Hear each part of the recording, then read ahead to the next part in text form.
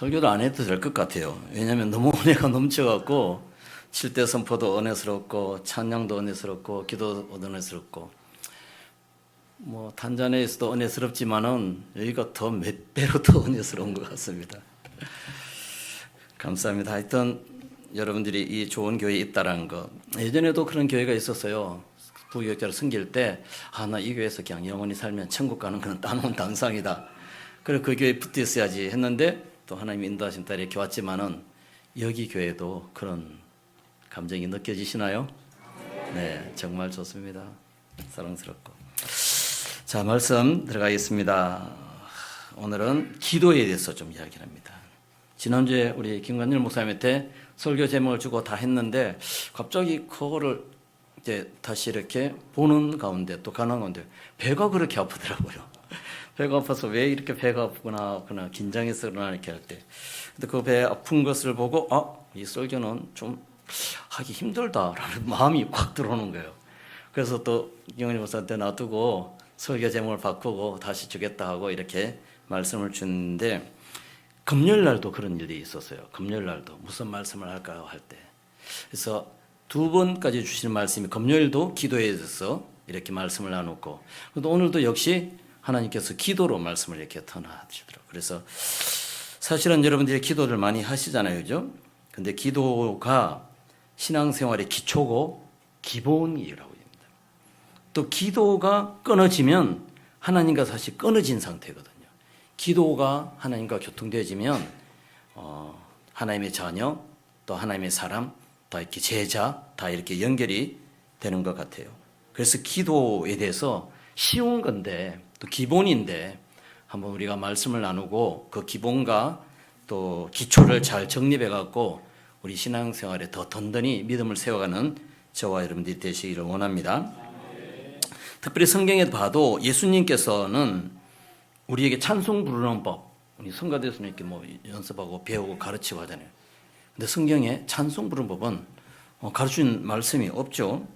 또 영광 돌리 이런 것은 있지만은 또 설교해야 할 제자들에게도 설교하는 법 안 가르쳐 주세요. 그냥 말씀 전해라 라고 이렇게. 또 전도하는 법도 이렇게 해라 라고.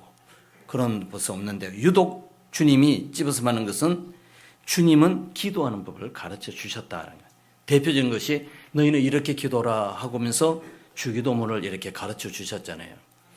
주님의 생애에서 우리가 하나님과 교통하는 믿음의 일수에서 기도가 그렇게 중요하시다. 또 주님도 생애를 살아가는 온 모든 하나님의 일을 감당할 때 기도 없이 한 일이 없었어요. 전부 다 주님께 묻고 이렇게 합니까? 라고 하고 그 기도가 우러지는데 그래서 우리는 조금 더 기도를 열심히 하긴도 한다고 하지만은 좀 소홀히 할 때가 있지 않나. 그래서 아마 하나님 주시는 말씀이 기도가 우리에게 참 중심이 되어야겠다. 특별히 축복 기도할 때, 마지막 축도할 때도 이제 성부 하나님의 사랑, 예수님의 은혜, 그 다음에 성령님의 이렇게 붙이면 하잖아요. 거기에 어떤 목사님이 그렇게 하시더라고요. 교수님이. 그 축도할 때 성령님의 교통하심이 빼버리면 안 된다라고 합니다. 교통. 주님과 우리가 계속 교제하는 거잖아요. 그 교통을 꼭 내야지 주님과 우리 사이가 계속 함께 동행하는 삶이 된다라고 해서 그래서 축복 기도할 때도 그 교통을 꼭 넣기 위해서 이렇게 신경을 씁니다. 그만큼 기도가 되어질 때, 기도가 하여질 때 주님과 우리와 이 천상과 우리의 삶에 계속 연결이 되어가고 있는 거죠. 그게 바로 주님과 동행하는 삶이다. 에녹이 하나님께 300년간 동행하면서 살아갈 때 어떻게 동행했을까? 어떻게 했을까? 이거구나. 300년 동안 기도를 끊임없이 했던 게 그게 주님의 동행의 역사로 나타난 것이라고 이해되어집니다. 또 예수님께서 성전, 또 이 교회를 가르쳐서 이 교회를 뭐 하는 곳이라고 했습니까? 교제? 그렇죠. 만민이 기도하는 집이다. 교회 모여서 할 것이 가장 먼저 할 것이 기도하는 것이죠. 기도가 없는 교회, 또 기도가 소홀히 되는 교회, 조금 영역도 약하고 또 기도가 없는 교회는 주님과 교통이 일이 나지 않는다는 것을 알 수 있죠. 그래서 예수님은 직접 기도하셨고 또 기도를 가르쳐 주셨어요. 또 오늘 본문 말씀도 비유로 예수님께서 말씀하셨는데 오늘 본문도 역시 예수님께서 기도를 가르쳐 주신 놀라운 기도의 헌장이라고 이렇게 볼 수 있겠습니다. 그래서 본문 1절에 보면 항상 기도하고 낭망치 말아야 될 것을 저희에게 비유로 말씀해 주신다. 기도 가르쳐 주신다라는 그런 얘기죠. 내용은 이래요. 잘 아시죠? 어떤 도시 하나님을 두려워하는 재판관이 있었는데 그는 사람들도 무시하는 좋지 않은 재판관이에요. 빽 없고 돈 없는 이들은 뭐 전적으로 무시해버린 거예요. 우리나라의 지금 정계에서도 뭐 이런 일이 비일비재하게 있을 수 있죠. 그죠? 돈 앞에서는 또 막 봐주고 돈 없으면 확 무시해버리고 있는데. 그런데 이 도시에 가난한 여인이 하나 살고 있었죠. 근데 그가 너무나 큰 억울한 일을 당해갖고 풀어내야 되거든요. 나의 문제, 큰 문제 해결을 해내야 되거든요. 그래서 그는 재판관에 가서 억울한 일 풀어달라고 부탁하는데 재판관의 태도가 어떻습니까? 무시해버리고 뭔가 좀 챙기고 와야지 좀 말을 들어줄까 말까 하는데, 그렇지만은 재판관은 이 과부를 무시하면서 들은 척도 아니했지만은 그러나 이 과부 또한 그 재판관이 무시를 받으면서도 자주 갔다. 매일 갔다. 밤에도 가고 낮에도 가고 또 그 사무실에 가서 살고 또 문제 또 이야기하고 귀찮게 굴었다. 하도 끈기있게 매달리니까 재판관이 이렇게 생각합니다. 본문 5절 말씀이죠. 내가 하나님을 두려워 아니하고 사람을 무시하나. 자기가 하는 것도 알아요. 이 과부가 나를 번거롭게 하니 내가 그 원한을 풀어주리라. 왜 풀어준다는 것이에요? 그의 문제를 푸는 게 아니라 그의 문제를 풀어주는 것보다 그렇지 않으면 늘 와서 나를 괴롭게 할 것 같으니까. 그래서 풀어준다는 거예요. 결론은 문제 해결을 받았다라는 그런 이야기죠. 또 7절 말씀에 보면 하물며 하나님께서도 그 밤낮 부르짖는 택하신 자들의 원한을 풀어주지 아니하시겠느냐.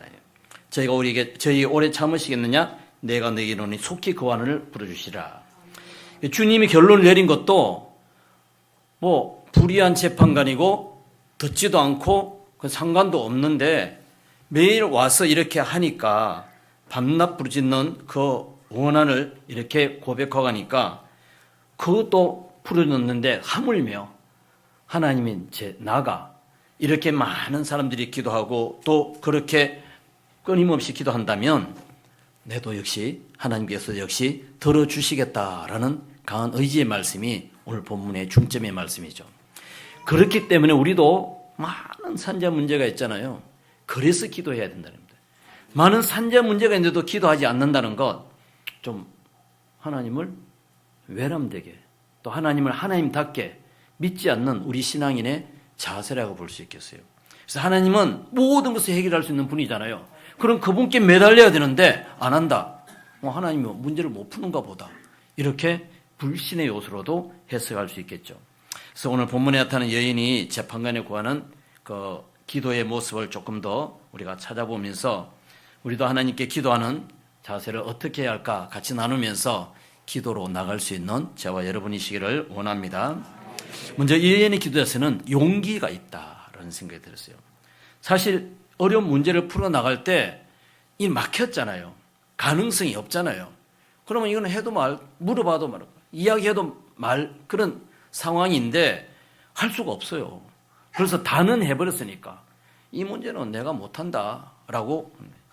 그러면 모든 것을 포기하는 그런 상태인데 이러한 어려운 난관에도 불구하고 이 재판관에게 불의한 재판관을 할지라도 가서 한번 도전해봐야겠다라고 기도의 모습 속에서 이 용기를 아마 붙이는 그러한 귀한 여인이었다라고 저는 이렇게 생각되어집니다.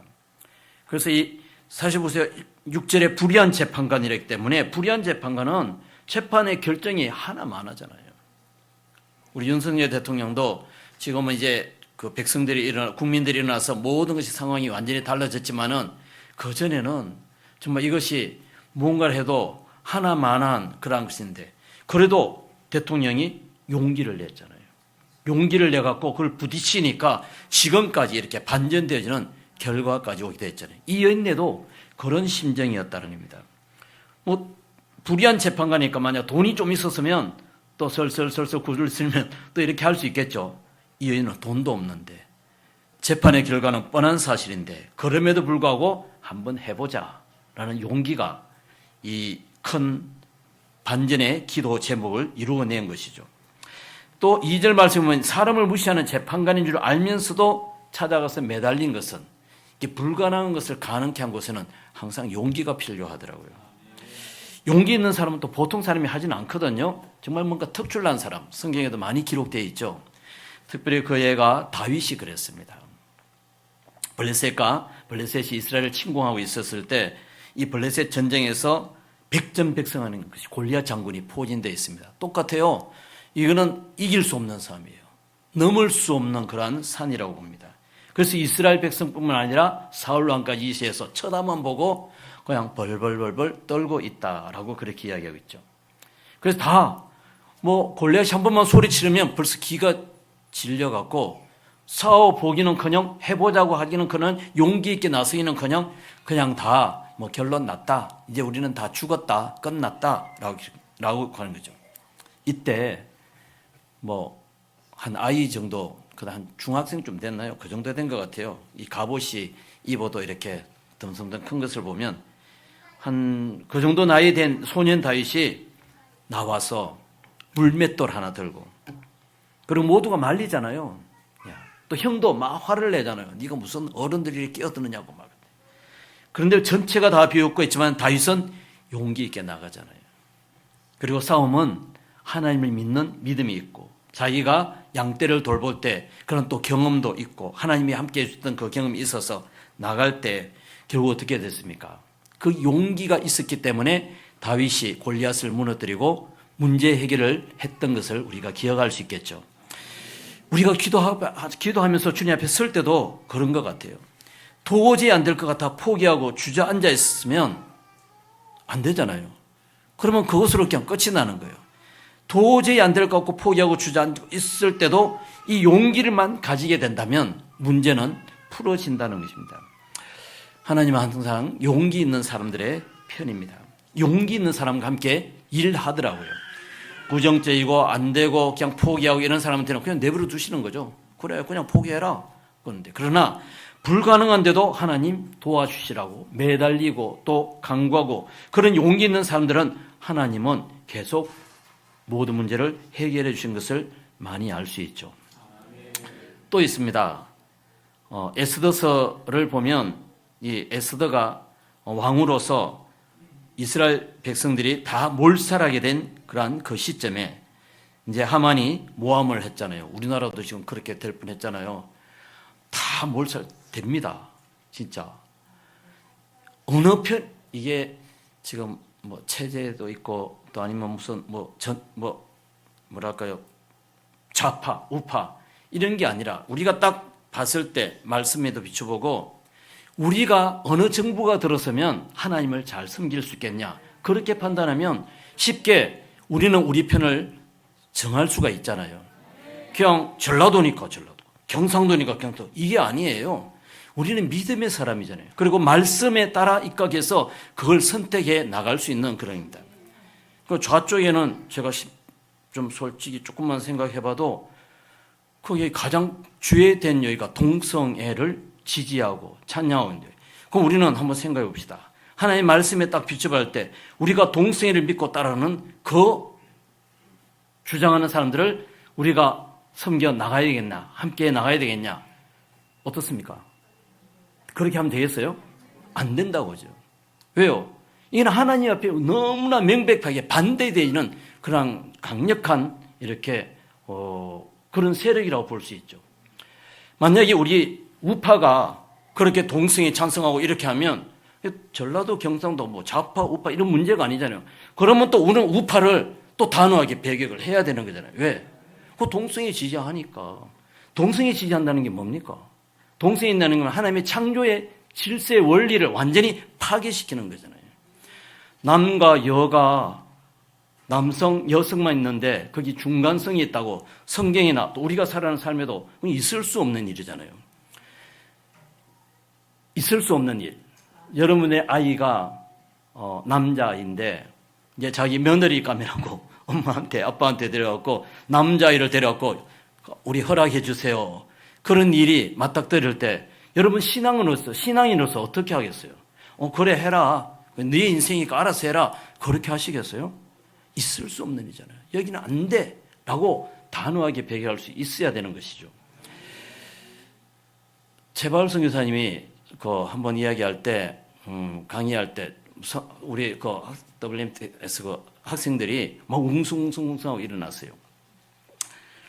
러시아가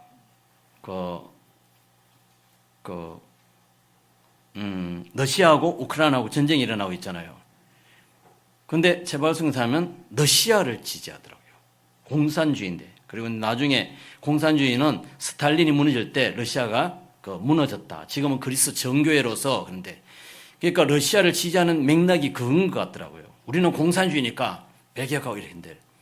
근데 공산주의도 나쁘고 사회주의도 다 안 좋아요. 하나님 말씀에 입각한 건 아닌데 동성애라는 걸 놓고 딱 봤을 때는 러시아는 동성애를 하지 않아요. 그러나 우크라이나 같은 여기에는 동성애 지지자들이에요. 유럽에서.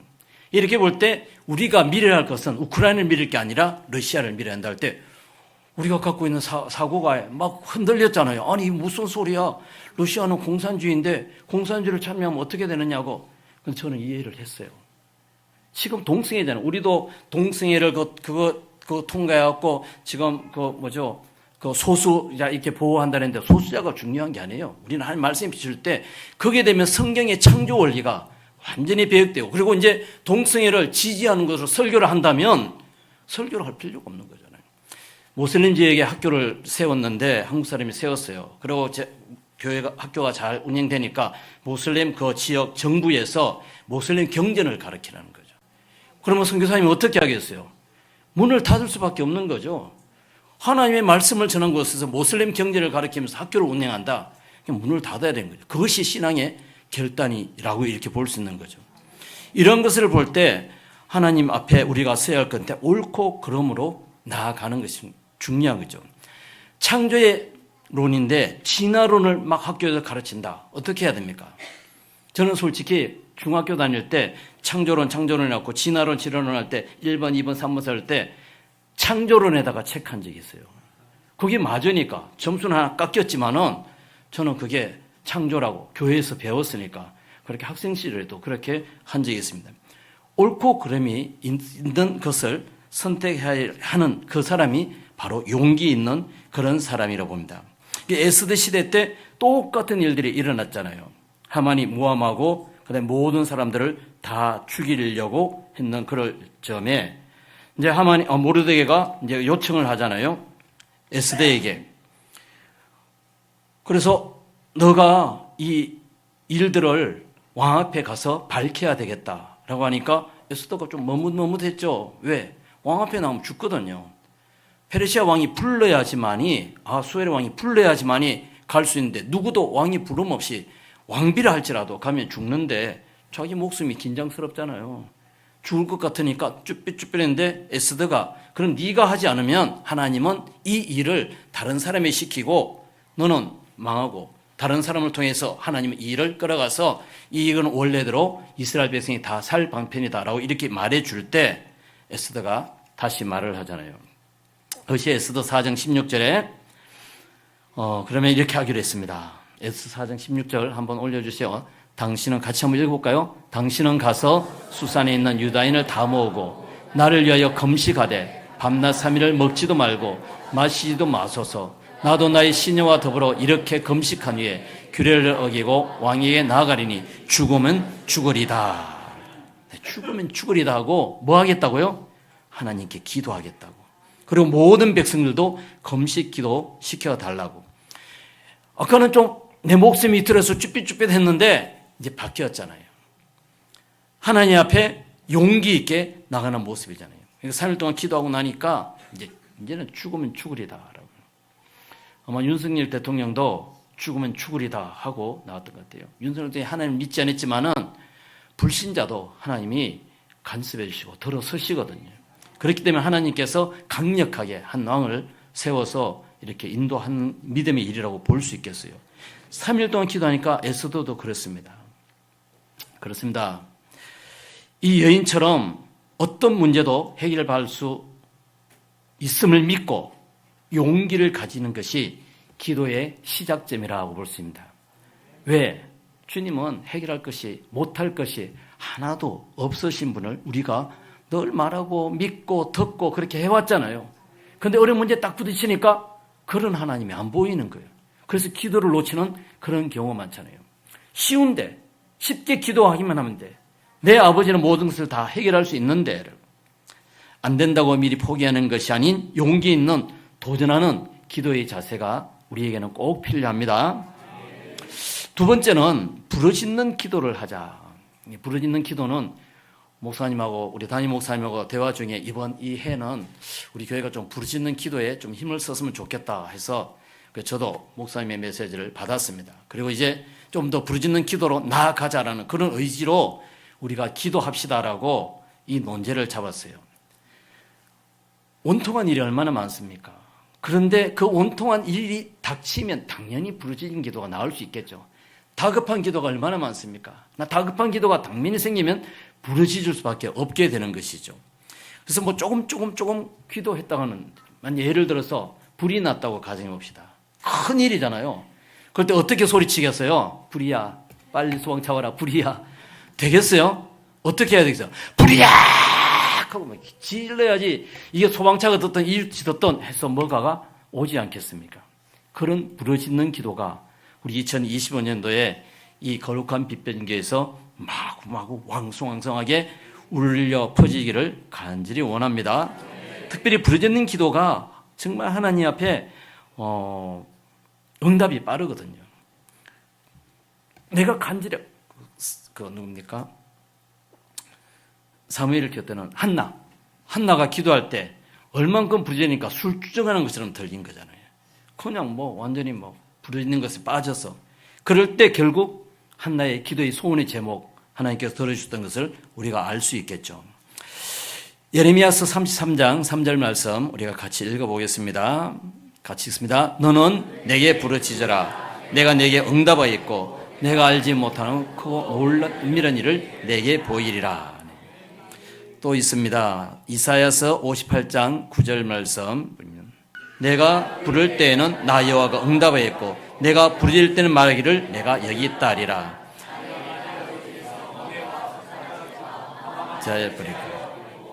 또 시편 81편 7절 말씀 보시겠습니다. 내가 고난 중에 부르짖으매 내가 너를 건졌고 우레소리의 은밀한 곳에서 내게 응답하며 머리바 물가에서 너를 시험하였도다. 또 한 절 더 보겠습니다. 시편 55편 16절 말씀 나는 하나님께 부르짖으니 여호와께서 나를 구원하신다. 부르짖는 기도는 다 응답이 되었더라고요. 부르짖으니까 하나님께 응답하겠다 했고 크고 놀라운 비밀도 보여준다 그랬고 또 부르짖으니까 하나님께 응답했는데 내가 여기 있다. 하나님 여기 있다. 부르짖으면 하나님을 바로 면상에서 볼 수 있는 거거든요. 또 하나님께 고난 중에 부르짖으니까 건져주시고 또 부르짖으니까 여호와께서 나를 구원해 주셨다. 구원도 축복도 문제도 부르짖는 모든 기도는 응답되었다는 거예요. 그래서 우리가 신앙생활하는데 가장 기초적이고 원초적인 것 응답을 받아야 되지 않겠습니까? 또 문제를 해결해야 되지 않겠습니까? 그래야지 간증도 하고 또 그것이 하나님이 살아계심을 증거하는 요소가 되기 때문에 부르짖는 기도가 우리 이 거룩한 빛비전교에서도 간절히 필요하다는 걸 기억하시면서 이때껏 또 열심히 부르짖는 기도가 많이 있었지만은 조금 더 강력하게 부르짖는 기도가 우리가 선교나 또 전도의 열정 속에서 큰 열매로 나타날 줄 믿습니다. 또 하나 이 여인네가 재판장을 찾아서 주창 기도 중에 세 번째 특징이 뭐냐 하면 18장 3절이죠. 자주 그에게 갔다. 그러면 끈기를 가지겠죠. 여인이 자주 갔어요. 번거롭게 했죠. 밤이고 낮이고 갔죠. 기도할 때 시작은 용기 있게 해야 된다. 용기가 있어야 된다 그랬죠. 그게 시작점이죠. 그게 시작한 것이고 그 다음에 끈기 있는 기도는 끝까지 하는 기도는 그 기도를 끝내게 하는 것입니다. 응답을 받고 기도의 결말이다라고 이렇게도 이야기할 수 있겠죠. 기도에 가장 필요한 것은 아무리 어려운 기도, 어려운 제목이라도 기도를 하려는 용기와 끝까지 매달리는 그 기도가 필요하다라는 이야기입니다. 조금 기도하고 응답 안 해주시네. 또 조금 기도하고 딴 데 그게 아니라 응답이 될 때까지 끈기 있게 또 여러 번 그렇게 매달리는 것. 끈기를 가진 이가 무슨 일도 다 해내더라 그래요. 일을 할 때도 컴퓨터에도 탄자니아에도 하루이라는 청년이 참 잘하는데 한국에만큼 잘해요. 근데 어떤 거 가봤더니 한국애하고 똑같더라고요. 밤새워서 두드리고 하더라도 결국 문제를 해결하고 자기 거로 습도하고 또 그렇게 하고 이렇게 하니까 정말 잘해요. 그래서 제가 일을 맡겨놓고 올 수 있는 일이 되었어요. 안 그러면 제가 다 컴퓨터 처리해야 되는데 걔가 잘 해주니까 끈기 있게 하니까 컴퓨터 기술도 능숙능란하게 되는. 솔로몬의 1000번째 기도를 아시죠? 1000번째를 드리면서 하나님께 기도한 솔로몬. 열왕기상 3장 4절 5절 한번 읽어보겠습니다. 이에 같이 읽습니다. 시작. 이에 왕이 제사하러 기본으로 가니 거기는 산당이 큼이라. 솔로몬이 그 제단에 1000번째를 드렸더니 기본에서 밤이 여호와께서 솔로몬의 꿈에 나타나시니라. 하나님이 이르시되 내가 내게 무엇을 줄고 너는 구하라. 응답이 왔잖아요. 언제 왔어요? 1000번째까지 하니까요. 1000번이라는 게 쉽겠어요? 베드로가 예수님 옆에 가서 나도 용서 잘하는 사람이다. 7번까지 할 수 있다니까 예수님이 뭐라고 그랬어요? 7번이 아니라 70번 곱해갖고 490번 하래요. 490번 용서 하라고 하면 용서 안 할 게 진짜 없거든요. 우리는 조금 용서 안 하고 용서하는데 반응 안 해준다고 또 막 화내고 또 싸우고 막 그러잖아요. 근데 진짜 490번 하면. 근데 기도는 어느 정도까지요? 솔로몬의 번제를 1000번까지 들어보세요. 1000번 기도 제목을 1000번까지 했지만 또 이 1000번이라면 한 3년 정도 가는 기도잖아요. 3년의 기도 쌓이고 쌓였을 때 모니카 여사도 그 아들을 위해서 어거스틴을 위해서 그 30살까지나 망난이었다 그랬잖아요. 그런데 30년 동안 기도했겠죠. 아이를 놓고 낙심 않고 30살 되는 해에 이 어거스틴도 바뀌어갖고 이제 뭐 성자, 저 굉장한 특출한 인물로 지칭된 것은 결국 모니카 여사의 그 기도였죠. 그리고 그가 한 말이 결코 기도하는 자의 자식은 망하지 않는다라는 유명한 말을 남겼잖아요. 그렇잖아요. 우리 아이들도 지금 기도해주는 그 많은 일들이 있는데 교회도 안 나오고 뭐하고 내 뜻대로 안 되고 했는데 기도를 했냐 이거예요. 얼만큼 기도를 했냐 이거예요. 하나님 끝까지 끊게 매달리면 그 망난이었던 어거스틴도 돌아오는데 왜 우리의 애들은 안 오겠느냐는 게 기도를 끊임없이 솔로몬이 기도하는 거 참 쉬운 일이 아니었었어요. 왕으로서 얼마나 바쁜 일이겠어요. 그런 와중에 이거는 기도뿐만이 아니라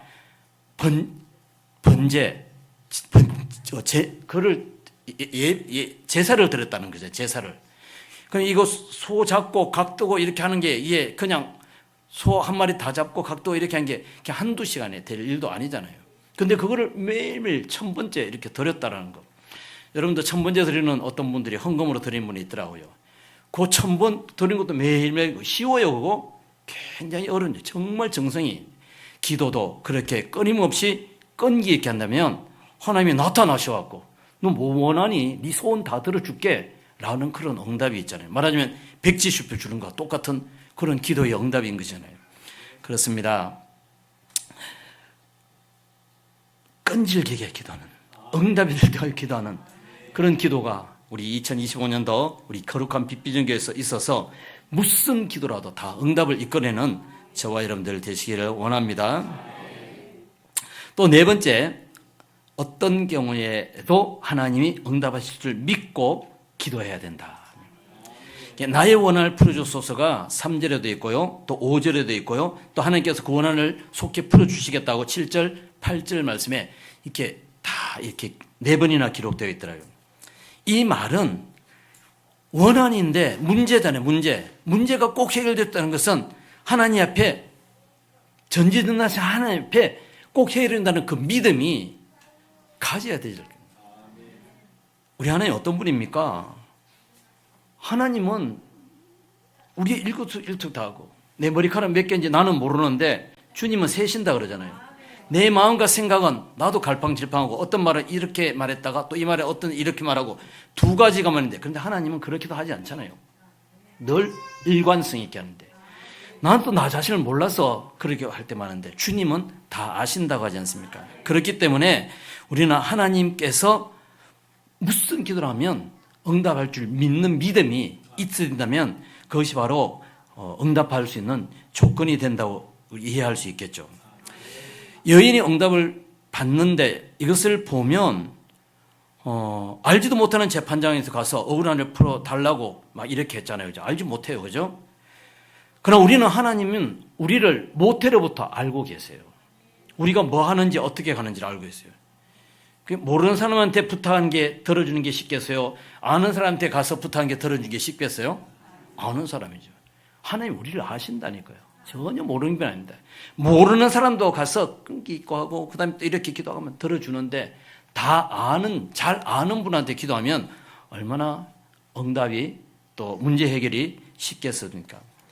그렇기 때문에 저와 여러분들이 하나님께서 약속한 것은 꼭 주신다는 말씀을 믿고 우리가 주님 앞에 기도할 때 믿음으로 기도하시기를 원합니다. 한번 마태복음 7장 7절에서 8절 말씀 볼까요? 같이 있습니다. 구하라 그러면 너희에게 주실 것이요 찾으라 그러면 찾을 것이요 문을 두드리라 그러면 너희에게 열릴 것이니 구하는 이마다 얻을 것이요 찾는 이가 찾을 것이요 두드리는 이에게 열릴 것이니라. 어때요? 구하면 주시겠다 하시죠. 우리가 찾으면 찾게 해주시다 그러죠. 두드리면 열었더라. 우리가 주님 앞에 기도하기만 하면 모든 것 하나님께서 약속해 주신다는 거죠. 불의한 재판관은 불의한 사람인데도 응답했잖아요. 불의한 사람인데. 근데 하나님은 불의하시지가 않잖아요. 의로우신 분이에요. 그러므로 응답 당연히 하시죠. 그죠? 의로운 사람, 재판을 정당하게 할 수 있는데 억울한 일을 절대로 만드시지 않으신 분이잖아요. 또 재판관은 사람을 무시하는데 불구하고 여인의 청을 들어주었잖아요. 하나님은 우리를 무시합니까? 아니에요. 사랑해요. 엄청 사랑하신다니까요. 죄 지어도 그래도 사랑한다는 거예요. 여러분들 아이들이 내 자녀인데 잘한 아이만 사랑하고 좀 나쁘고 뭐 이렇게 하나는 사랑이 안 가요? 그 아이도 내 아이니까 사랑하잖아요. 그죠? 더 안타깝죠.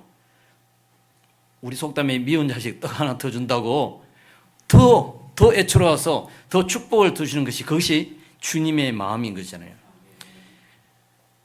어디까지 사랑하십니까? 우리를 사랑하셔갖고 독생자 외아들을 죽음에 내어놓으심까지 우리를 사랑하신 것을 우리가 기합니다. 사실 십자가 사건이 있을 때 예수님은 정말 억울하셨을 것 같아요. 또 우리는 어떻게 합니까? 당연히 우리를 살릴 이유가 뭐 있어요? 죄인인데. 천국에 가면 그만인데. 근데 죄 없는 사람은 죽음에 임박하게 되고 죄 없는 우리는 살리게 될 때 가만히 생각할 때 예수님보다 우리를 더 사랑한 것이 바로 그 십자가의 사건이라고 저는 기억합니다. 주님이 그렇게까지 사랑했다. 예수님은 죽을 이유가 전혀 없단 말이죠. 우리는 죽을 이유가 완벽해요. 그러나 하나님의 사랑 때문에 예수님이 희생하시고 우리 모두를 살려주셨다는 그 큰 사랑이 우리에게 있다는 것이죠. 그렇기 때문에 우리가 살아가는 삶 가운데 우리가 조그만 문제, 어려운 문제, 큰 사랑을 갖고 있는 독생자 예수님을 주시기까지 우리의 모든 것을 풀어주시는 그 주님인데 우리가 구하는 기도 어느 하나라도 땅에 떨어지지 하겠냐라는 그런 이야기로 이해가 할 수 있겠죠. 그러니까 주님을 믿고 마음껏 기도하자라는 겁니다.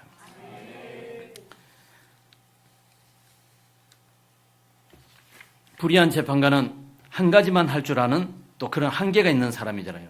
그러나 하나님은 모든 것을 하실 수 있잖아요. 불의한 재판관의 그 문제 원한 하나 그냥 이제 풀어줘서 그것도 관계 그렇게 하니까 그것도 풀어주는데 우리 주님께서는 모든 것을 할 수 있기 때문에 그래서 주님께서 무엇인지 우리가 원하는 거든 모든 것을 구하라라고 그렇게 했잖아요. 이거는 내가 생각에는 이건 안 돼. 이거는 정말 절망적이냐. 그리고 또 이거는 또 가능성이 있네. 이런 기도가 아니라 되든 안 되든 불가능한까지 그런 기도가 저와 여러분들이 있으시기를 간절히 원합니다.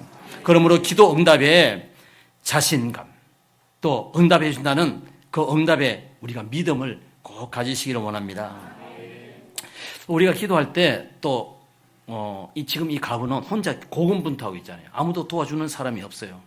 혼자 가고 혼자 외롭게 하는데 그러나 우리는 하나님께 간구할 때 기도하면 도와줄 분들이 많이 있잖아요. 가까운 교우들도 그죠? 합심기도라는 게 있어서 삼겹줄의 기도는 정말 끊어질 수도 없고 또 많은 사람들이 함께한 기도는 그 응답이 가깝다라는 것을 알 수 있죠. 또 우리는 성령님께서 말할 수 없는 탄식으로 우리의 기도를 드립니다. 기도하면 성령님께서 함께 하시는 거거든요. 로마서 8장 26절 말씀 한번 볼까요? 로마서 8장 26절 같이 있습니다. 이와 같이 성령도 우리의 연약함을 도우시나니 우리는 마땅히 기도할 바를 알지 못하나 오직 성령이 말할 수 없는 탄식으로 우리를 위하여 친히 간구하신다. 성령님 도와주신다니까요. 또 하나 기도할 때 천사가 옆에 와서 도와준답니다. 계시록 8장 3절 말씀. 또 다른 천사가 와서 제단 곁에 서서 검향로를 가지고 많은 향을 받았으니 이는 모든 성도의 기도와 하여 보호자 앞 검제단에 드리고자 함이라. 천사가 많아요. 기도하면 성령님도 함께 하시고 천사가 바쁘게 검대접에 기도가 하면 이 향연을 담아갖고 사닥다닥 올라가잖아요. 올라가고 또 보호자에 쏟아붓고 적각경단을 또 그에 담고 우리한테 갖다 와서 또 부어주고 천사가 바쁘게 오르락내리하니까. 그런데요, 기도를 해야 된다는 것 많이 듣고 사실은 설교할 거리도 아닌 우리 믿음의 사람들은 해당되는 사항인데 기도하는 자가 있고 기도하지 않는 자가 있다라는 이야기죠. 그죠? 열심히 하는 사람도 있지만은 기도 안 하는 자가 있다라는 얘기입니다. 야곱과 에서를 봤을 때도 하잖아요. 야곱은 성경에 보면 계속 뭐 베델에 올라가고 그다음에 돌베개 자고 계속 기도하는 야곱의 모습을 볼 수 있죠. 그러나 에서는 보세요. 힘을 믿고 군사를 많이 거느리고 야곱 같은 환도뼈가 막 부러지도록 막 기도에 얼마나 전심전력을 다했으면 자기 몸이 상하게 되는 것도 모르고. 그러나 성경 전체에서 에서가 기도했다는 말은 한마디도 없다는 거예요. 하나님은 기도한 자에게 은총을 주시며 존귀하게 해주시며 응답을 주시는데 기도하는 자에게 안 하는 자에게는 아니다라는 겁니다. 우리가 하나님을 열심히 믿고 있잖아요. 자기가 알잖아요. 내가 기도하는 자인가 기도하지 않는 자인가. 기도하는 자에게는 하나님 관심이 있지만 성령님도 오시고 천사도 대동하고 모든 역사를 또 모든 응답을 준비하기 단단히 준비되지만 기도하지 않는 자에게는 그냥 가만히 멈출 수밖에 없는 것이죠. 우리가 기도할 때 성령님께서 작용하는 것이지 우리가 말씀 있을 때 성령이 세미한 음성으로 하나님의 말씀을 주시는 것이지 기도하지 않고 성령을 읽지 않고 성령님의 역사를 이뤄내기는 절대 불가능하다는 얘기죠. 아브라함하고 롯도 보십시오. 아브라함은 기도의 사람이었잖아요. 하나님의 갈대우로 떠나라. 자기는 이해가 안 되는데도 하나님 말씀이니까 순종하면서 떠나잖아요.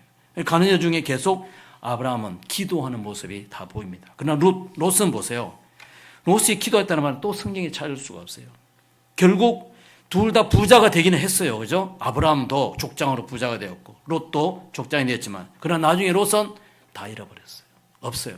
그러나 아브라함은 우리에까지 아브라함의 하나님, 이삭의 하나님, 야곱의 하나님, 믿음의 족장으로서 지금 우리의 이름에도 우리의 이 신앙의 삶에도 아브라함 같은 믿음을 가져야겠다라고 이렇게 우리의 삶에도 있잖아요. 그러나 롯은 그렇게 뭐 한 세계 먹다가 잘 살다가 그냥 죽은 것으로 끝이 났죠. 이 시간 분명히 기억하면 좋겠습니다. 기도자가 승리하게 된다는 겁니다.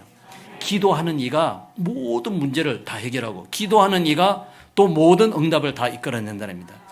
또 주님은 기도하는 자를 존귀하게 한 거죠. 기도하는 사람이 있으면 벌써 천사를 주님이 명령하시고 다 안 되면 성령님께서 작용하시고 또 주님이 직접 나타나셔서 기도한 자에게 메시지도 주시고 하잖아요. 사랑하는 성도 여러분, 우리는 이 거룩한 빛비전 교회에서 복음, 교회, 제자, 재생산 이렇게 하면서 열심히 세계 선교의 최대한 일을 맡고 있지 않습니까? 제가 전번에 코로나 걸렸을 때 그때도 우리가 기도로서 모든 문제를 풀어진 것에 제가 여기 와서 느껴지더라고요. 그냥 뭐 애엄블런스 하나 띄우고 와갖고 그 의로로 이렇게 해갖고 이렇게 탁 나왔다는 게 아니라 사실 그 긴박한 그 순간에 또 그때 문자도 이렇게 거통할 때 또 기도합니다. 또 기도합니다라고.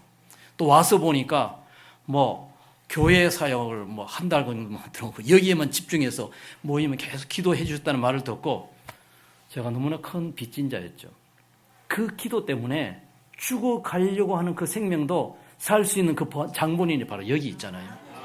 기도 때문에 살았다는 거. 온건각지 모든 사람들이 기도를 너무 많이 했죠. 또 우리 거룩한 빛비전교회, 그래서 우리 목사님이 인터뷰도 안 하고 신문에 실지도 않고 방송도 타지 않으니까 도대체 거룩한 빛비전교회가 엄청 큰 교회인 줄 알았대요. 한 10,000명 정도 되는 줄 알았대요. 들어와서 보니까 다들 놀랬대요. 아니, 그 교회가 그런 일을 할 수가 있냐라고 합니다.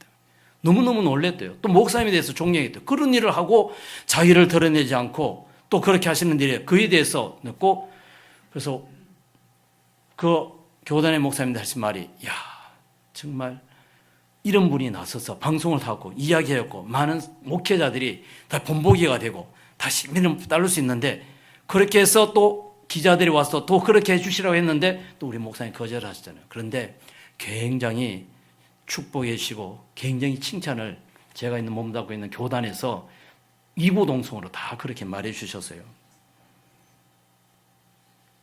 그래요. 세계 선교에 중대한 이 선교하는 교회. 한국 교회가 2만 개가 되고 뭐 이렇게 하지만은 많지 않아요. 선교하는 교회. 또 정보의 선교사님이 그 이야기를 하더라고요. 이제 뭐죠? 미전도 종족. 다 미전도 종족 하고 막 또 이게 붐이 막 이래서 막 이랬는데 이제 미전도 종족에 관심이 없대요. 한 교회 남아 있대요. 우리 교회만. 그러니까 얼마나 하나님의 마음이 우리 거룩한 빛변교를 향하고 있겠습니까? 또 이번 해에는 얼마나 목사님께서 선교에 대한 것을 하고 저까지 이까지 불러와갖고 여러분들하고 교제하게 하시고 교통하게 하시고 또 마음껏 목회할 수 있는, 또 거기다가 또 선교사님들이 들어와서 다 또 선교 일을 맡으니까 더 선교가 더 큰 그 발전이 있으라고 합니다. 조기현 선교사님, 또 제 친구인 정호상 선교사님 다 필리핀에서 선교하고 또 그 아랍 지역에 모슬림 지역에서 선교하고 좀 더 탄자니아에서 해야 되는데, 하나님께 가만히 입자니까 주님의 불꽃 같은 눈동자가 빛이 더 이렇게 우리 교회를 비추고 있는 그것이 느껴져요. 또 이러한 일들이 정말 뭐 사람이 와서 저도요 오지 못할 수 있는 상황이 온 거잖아요. 다른 분들 다 그래요. 할 수 없는 데서 해 나가는 일들. 우리 거룩한 빛교도 정말 세계 열방이 이렇게 움직이는데 여러분들이 다 편하게 할 수 있어서 지금 감당해 나오고 있어요. 안 해요. 여러분들도 물질을 따져도 감당이 안 되죠. 어마어마한 돈이 들어가는데. 근데 다 할 수 없는 데서 해 나가는 그 일들, 그것이 바로 주님의 정말 귀한 일이라고 저는 여기집니다. 내가 할 수 있는 게 내가 했고 내가 한 것은 그럼 뭐라고 그럽니까? 주님이 하셨다고 말 안 하죠. 내가 했다고 하는 거죠. 내가 다 돈 내고 했으니까. 내가 다 할 수 있잖아요. 내 능력으로. 근데 우리는 그렇지 않잖아요. 안 되니까 주님께 기도하게 되고 또 안 되니까 그 모든 일들이 또 이해되시죠? 그것이 바로 주님의 일이라고 합니다. 마게도냐에서 보니까 거기도 분에 넘치도록 하나님께 헌금, 뭐 있어서 이렇게 한 그들이 아니잖아요. 없는 가운데도 넘치도록 하여 나갈 때 거기서 하나님의 일들이 있습니다. 그래서 이런 놀라운 세계 선교적인 일을 감당할 때 나라만 해도 어마어마하고 파송 선교 사무에도 하고 또 협력 선교 사무에도 어마어마하게 많은데 이런 어마어마한 일에 기도가 없이 어떻게 가능하겠느냐라는 이야기입니다. 우리가 기도해야 되지 않겠습니까? 많은 사람도 필요하지 않아요. 기도원에 300명의 용사만 딱 있었을 때 한 국가를 물리치고 계속 이겨나가는 일들을 보잖아요. 우리 모두가 작지만은 기도원의 300명 용사가 되어서 기도로 밀고 나간다면 세계 선교에 또 하나님이 가까이 있는 전도에 하는 그런 모든 계획에 다 그대로 응답될 줄 분명히 믿습니다. WMT에서 16기도 훈련을 받고 아우리치를 가는데 기도하고 가는 팀하고 기도하지 않고 그냥 뭐 여행 가니까 뭐 또 이렇게 이런만 가고 가서 관계 훈련에 보면 완전히 다릅니다. 기도하고 가는 팀은 어떻게 됩니까? 화평이 넘치죠. 합력하죠. 선을 이루어가죠. 기도하지 않고 간 데는 지금 내가 놀러 왔는데 뭐 보러 왔는데 이것도 겸해서 왔으니까 돈도 많이 들어갔는데 이것도 하고 불편 이렇게 하다 보면 팀이 그죠? 박살날 수도 있지 않겠습니까? WMTC 원래에도 보면 우리 목사님 추구하잖아요. 보호하는 것도 중요하지만 또 다른 관과 이런 것도 다 싹 빼고 기도 1시간을 해야 된다. 기도가 있기 때문에 이 WMTC 통하고 WMTS 통하고 그렇게 열방을 향하여 이것이 유지되고 있다고 저는 확신합니다. 스리랑카 사역을 떠난 것에서도 마찬가지 일들이라고 봅니다. 모든 것에 탄자니아 땅에서 일어난 사역도 보니까 뭐 건물도 많이 짓고 이렇게 많이 하고 일도 굉장히 많이 같았는데 사실 저희가 한 게 없어요. 한 게 없다고요. 주님께서 하셨는데 그 주님의 배후에 기도해 주시는 거룩한 빛빙의 성도님들이 기도했기 때문에 그 일이 이루어진 결과라는 것이죠. 만약에 기도가 없으면 전혀 앞으로 나가지 않습니다. 기도는 하나님께 연결되는 고리입니다. 기도는 하나님과 동행하고 있다는 증거예요.